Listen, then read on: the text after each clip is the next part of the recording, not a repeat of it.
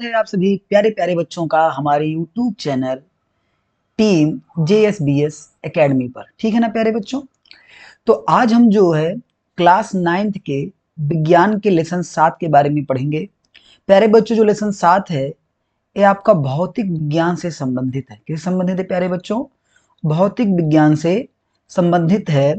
और चैप्टर का नाम है गति, जिसको प्यारे बच्चों इंग्लिश में क्या बोलते हैं? मोशन बोलते हैं। मोशन का मतलब प्यारे बच्चों क्या होता है? गति। और ये जो हम पढ़ने वाले हैं पूरी तरह से एनसीईआरटी पर प्यारे बच्चों बेस्ड होगा। ठीक है, पूरा चैप्टर आपको कंप्लीट मिलेगा, वो भी अच्छी तरीके से। और आज का हमारा टॉपिक है कि गति का वर्णन एवं सरल रेखीय गति। तो प्यारे बच्चों, आज हम क्या करेंगे, इस पूरे चैप्टर का इंट्रोडक्शन देखेंगे, इसमें क्या क्या पढ़ना है, क्या क्या नहीं पढ़ना है, और दो चार चीजों को देखते हुए चलेंगे। ठीक है, और अगर चैनल पर नए हैं तो चैनल को सब्सक्राइब करिएगा, बेल आइकन को प्रेस कर दीजिएगा और वीडियो को लाइक जरूर कीजिएगा। चलिए वीडियो को शुरू करते हैं। ठीक प्यारे बच्चों, तो देखते हैं कि देखो दैनिक जीवन में प्यारे बच्चों, दैनिक जीवन में रोजाना की जिंदगी में हम लोग क्या देखते हैं। एक मिनट रुक जाइए। दैनिक जीवन में हम कुछ वस्तुओं को प्यारे बच्चे विरामावस्था में, विरामावस्था का मतलब प्यारे बच्चों रुकी हुई अवस्था में, किस अवस्था में प्यारे बच्चों? रुकी हुई अवस्था में देखते हैं, रुकी हुई अवस्था में देखते हैं। तथा कुछ वस्तुओं को प्यारे बच्चों गतिमान अवस्था में देखते हैं। गतिमान का मतलब वो गति करती हैं। जैसे कि आपने देखे होंगे आप कि साइकिल चल रही है रोड पर, उसके अलावा कारें चल रही हैं प्यारे बच्चों, कार चल रही है, बस चल रही है सड़क पर। तो ये सब किस अवस्था में प्यारे बच्चों? गति की अवस्था में आप देखते हैं।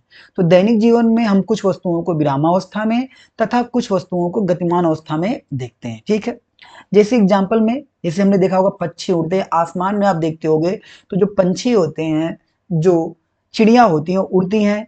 जल में आप देखोगे तो वहां मछलियां क्या हैं? तैरती हैं। और हमारा जो शरीर है, शरीर में जो हमारा ब्लड होता है, रक्त, रक्त का प्रवाह क्या होता है? सिराओं और धमनियों में होता है। और हम मोटर गाड़ियां चलती हैं, ये सब आप देखते होंगे दैनिक जीवन में। ठीक है, तो जब इसको हम देखते हैं तो हम ये समझ सकते हैं कि अगर कोई वस्तु गति में तभी है जब वह समय के साथ अपनी स्थिति को परिवर्तित करती है। यानी प्यारे बच्चों, अगर हमारा समय, समय बोले तो प्यारे बच्चों टाइम, अगर हमारा टाइम, टाइम के साथ साथ किसी ऑब्जेक्ट की, किसी वस्तु की स्थिति जो है बदल रही है, स्थिति क्या हो रही प्यारे बच्चों? बदल रही है समय के साथ साथ, तो किस अवस्था में कहलाएगी प्यारे बच्चों? तो वस्तु हमारी कहलाएगी गति की अवस्था में, मोशन की अवस्था में कहलाएगी, मोशन कहलाएगी। ठीक है, जिसे कहने का मतलब, अगर आप देख रहे हैं, आप चलती बस को देख रहे हैं, तो बस कभी यहाँ पे खड़ी थी, मान लेते पॉइंट ए है, इसके बाद कुछ समय बीता, मान लो 1 मिनट बीता, तो थोड़ी दूर चली गई, बी पे पहुंच गई। तो यानी समय बीत गया तो वस्तु की स्थिति मतलब पोजीशन में भी परिवर्तन हो गया। तो कोई वस्तु गति में तभी कहलाती है जब वह समय के साथ अपनी स्थिति को प्यारे बच्चों क्या करती है? परिवर्तित करती है। यहां तक बात क्लियर है? आगे देखेंगे।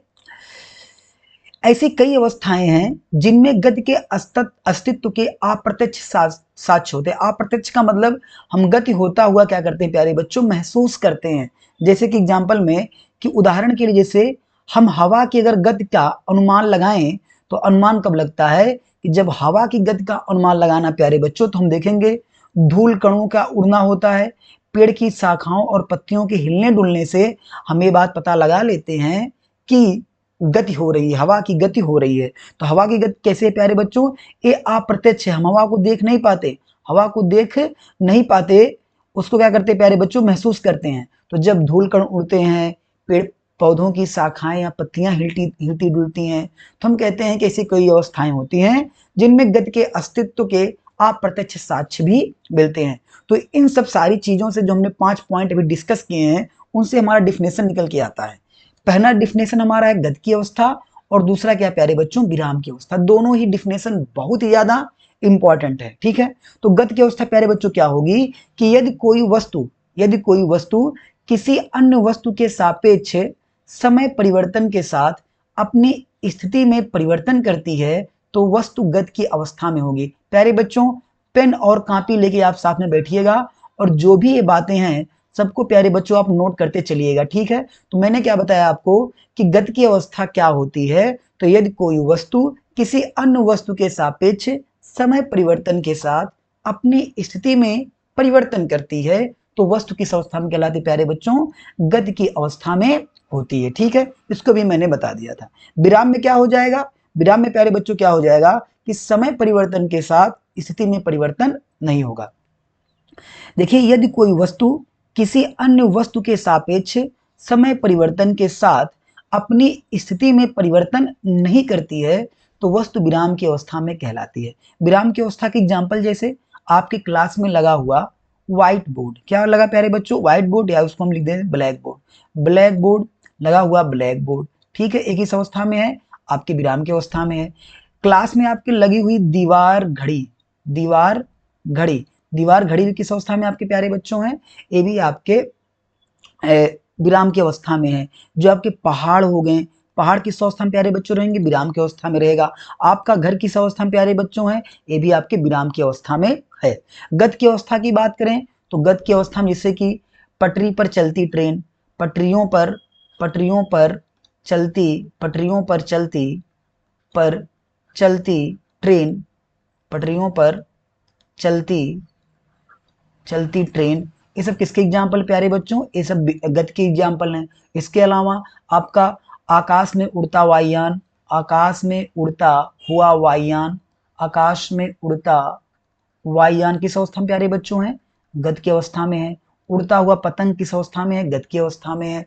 उसके अलावा चलती हुई बस किस अवस्था में, गति की अवस्था में है। तो बहुत सारे इसके एग्जाम्पल है। ठीक है, बात समझ में आई, गति की अवस्था और विराम की अवस्था। गति की अवस्था क्या है, फिर से देखते हैं कि यदि कोई वस्तु किसी अन्य वस्तु के सापेक्ष समय परिवर्तन के साथ अपनी स्थिति में परिवर्तन करती है तो वस्तु प्यारे बच्चों गति की अवस्था में होती है। ठीक है, और अगर विराम की अवस्था क्या होती है प्यारे बच्चों कि यदि कोई वस्तु किसी अन्य वस्तु के सापेक्ष समय परिवर्तन के साथ अपनी स्थिति में परिवर्तन नहीं करती है तो वह किस अवस्था में रहेगी प्यारे बच्चों, विराम की अवस्था में रहेगी। ठीक, आगे देखते हैं।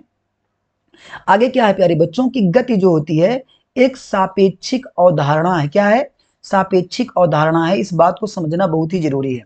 सापेक्षिक अवधारणा है, यानी कह सकते हैं कि यदि अतः किसी व्यक्ति के लिए एक वस्तु गतिशील प्रतीत हो सकती है और जबकि दूसरे के लिए क्या हो सकती है, स्थिर हो सकती है। सापेक्षिक अवधारणा का मतलब ये होता है कि गति जो होती है सापेक्ष में ली जाती है। जैसे एक बात आपको मैं बताता हूं, जैसे मान लेते हैं आप किसी बस में यात्रा कर रहे हैं। किस में यात्रा कर रहे हैं प्यारे बच्चों, आप एक बस में यात्रा कर रहे हैं। तो बस में जितने भी लोग आपके सीट के आसपास बैठे रहेंगे, सीट के आसपास बैठे रहेंगे, वो आपको किस अवस्था में नजर आएंगे प्यारे बच्चों, वो आपको स्थिर अवस्था में नजर आएंगे, स्थिर अवस्था में नजर आएंगे।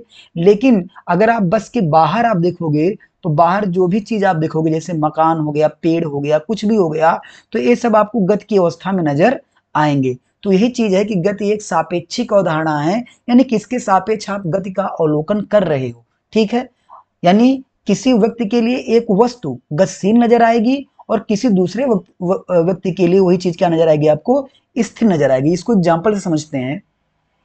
जैसे गति कर रही बस के यात्रियों के लिए, जो बस के यात्रियों के लिए सड़क के किनारे जो लगे पेड़ पौधे पीछे की ओर गतिमान प्रतीत होते हैं। ठीक है, यानी अगर आप कोई बस में यात्री बैठे हैं या आप भी यात्रा कर रहे हो तो आप जब सड़क के किनारे देखोगे तो जो भी पेड़ पौधे लगे होते हैं वो आपको किस अवस्था में नजर आएंगे प्यारे बच्चों, वो आपको गतिमान अवस्था में नजर आएंगे। जबकि जो सड़क के किनारे खड़ा एक व्यक्ति बस के यात्रियों को भी गति करते हुए पाता है। यानी अगर सड़क के किनारे कोई भी व्यक्ति खड़ा है प्यारे बच्चों, कोई भी व्यक्ति खड़ा है तो बस के साथ साथ वो देखिएगा कि उसमें जो भी यात्री बैठे हैं वो भी गति की अवस्था में ही है। यद्यपि बस के अंदर बैठा हुआ एक यात्री, जो बस के अंदर बैठा हुआ एक यात्री है, अपने साथी यात्रियों को विराम अवस्था में पाता है। किस अवस्था में पाता है प्यारे बच्चों, विराम अवस्था में पाता है। यानी सड़क, आप बस में यात्रा कर रहे हो तो जो किनारे लगे पेड़ पौधे हैं किस अवस्था में प्यारे बच्चों हैं, वो गति की अवस्था में है। जो व्यक्ति आपको देख रहा है बस किस अवस्था में नजर आ रही है, उसको गति की अवस्था में आ रही है। लेकिन बस के अंदर जो व्यक्ति हैं वो एक दूसरे को किस अवस्था में पा रहे हैं प्यारे बच्चों, विरामावस्था में पा रहे हैं। यानी इसका मतलब कि गति प्यारे बच्चों क्या है, एक सापेक्षिक अवधारणा है। क्या है प्यारे बच्चों, सापेक्षिक अवधारणा है। आगे डिस्कस करते हैं। देखिए आगे क्या है कि बहुत सी जो गतियां होती हैं, बहुत सी गतियां जटिल होती हैं। क्या प्यारे बच्चों होती हैं, जटिल होती हैं। कुछ सीधी रेखा में गति करती हैं, जैसे आप देखे होंगे कि ट्रेन चल रही है, ट्रेन की गति कैसी है प्यारे बच्चों, सीधी रेखा में चल रही है। सड़क अगर सीधी है, सड़क पे अगर जो आपका कार चल रहा है, बस चल रहा है, सड़क सीधी है तो भी किसका है भाई, सीधी रेखा में चल रही है।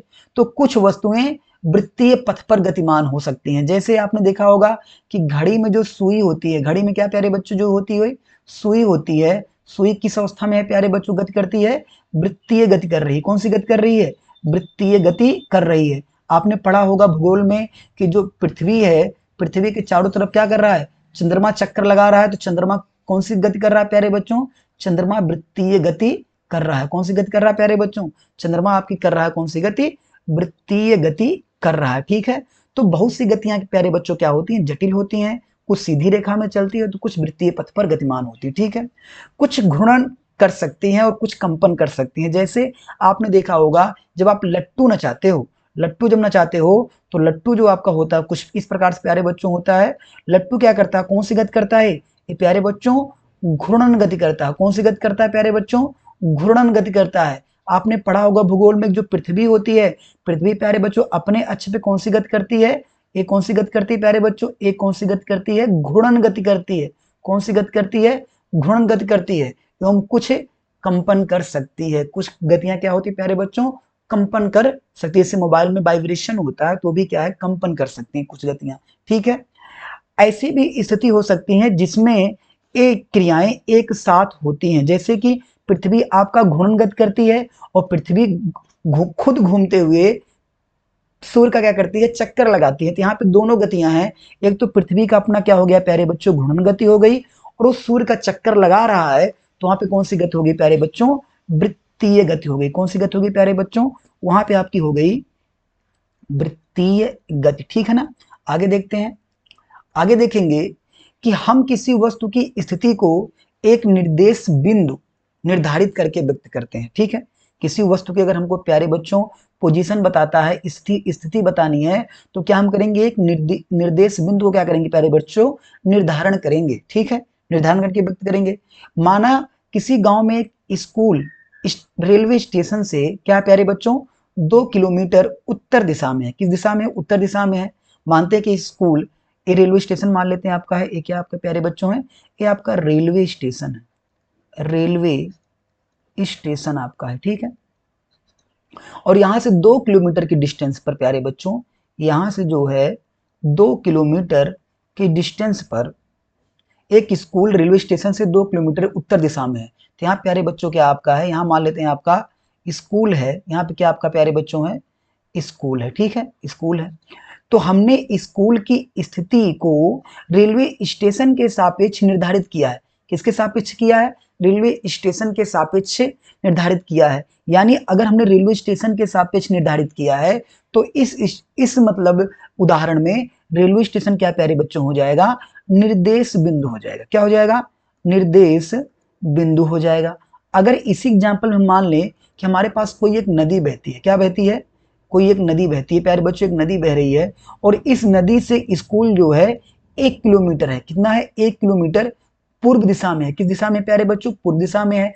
तो चूंकि अगर ये एग्जाम्पल में हम कहें कि एक स्कूल जो है 1 किलोमीटर पूर्व दिशा में एक नदी से है, तो ये नदी हमारी क्या हो जाएगी प्यारे बच्चों, नदी हमारी हो जाएगी एक निर्देश बिंदु। क्या हो जाएगा, निर्देश बिंदु हो जाएगा। उसके अलावा अगर हम बोलें कि एक हॉस्पिटल से, यहाँ पे हॉस्पिटल से 5 किलोमीटर की दूरी पर क्या है हमारा स्कूल है, तो यहाँ पे हॉस्पिटल क्या हो गया प्यारे बच्चों, हमारा निर्देश बिंदु हो जाएगा। समझ में आया, निर्देश बिंदु क्या होता है, निर्देश बिंदु क्या होता है, किसी वस्तु को स्थिति को निर्धारण करने के लिए व्यक्त किया जाता है। ठीक है, आगे देखेंगे एग्जाम्पल, आपसे पूछा था मूल बिंदु कहाँ किसे कहते हैं। गति में अगर पूछे फिजिक्स में मूल बिंदु क्या होता है, कि किसी वस्तु की स्थिति को बताने के लिए हमें एक निर्देश बिंदु की क्या होती है प्यारे बच्चों, जरूरत होती है। किसी वस्तु की स्थिति को जब भी हम बताएंगे तो हम किसी के सापेक्ष बताएंगे कि भाई यहाँ से कितनी किलोमीटर दूर है। तो किसी वस्तु की स्थिति को बताने के लिए हमें एक निर्देश बिंदु की जरूरत होती है, जिसे प्यारे बच्चों हम क्या बोलते हैं, मूल बिंदु कहते हैं। ये बहुत ही ज्यादा इंपॉर्टेंट है, बहुत बार पूछा जाता है कि मूल बिंदु किसे कहते हैं। तो किसी वस्तु की स्थिति को बताने के लिए हमें एक निर्देश बिंदु की आवश्यकता होती है, जिसे प्यारे बच्चों क्या बोलते हैं, मूल बिंदु कहते हैं। ठीक है, आगे बढ़ने से पहले हम आपको बता देते हैं कि हम यहाँ पे आपको क्लास 9th के पूरे साइंस को कवर कराएंगे, तो चैनल को जरूर आप क्या करिएगा, सब्सक्राइब कर लीजिएगा। ठीक है, तो आज की वीडियो में बस इतना ही। आगे हम पढ़ेंगे प्यारे बच्चों अगली कक्षा में लेसन 7 का ही पार्ट 2 पढ़ेंगे, गति के प्रकार, जिसमें हम जानेंगे सरल रेखीय गति क्या होता है, वृत्तीय गति क्या होता है और दोलनीय गति क्या होता है। ठीक है, रोजाना आपकी क्लास जो चलेगी, आपकी जो क्लास चलेगी रोजाना 7 बजे, सुबह 7 बजे आपकी क्लास जो है 9th की लगेगी, सुबह 7 बजे आपकी क्लास लगेगी। किसी कारणवश अगर लेट होता है तो क्लास कितने बजे चलेगी, 7:30 बजे चलेगी। ठीक है, लाइव क्लास आएगी आपके पास, तो आप रोजाना 7 बजे उठ के वीडियो को जरूर देखिएगा। मिलते हैं अगली वीडियो में अगले टॉपिक के साथ, तब तक के लिए जय हिंद जय भारत, अपना ख्याल रखिएगा। Thank you.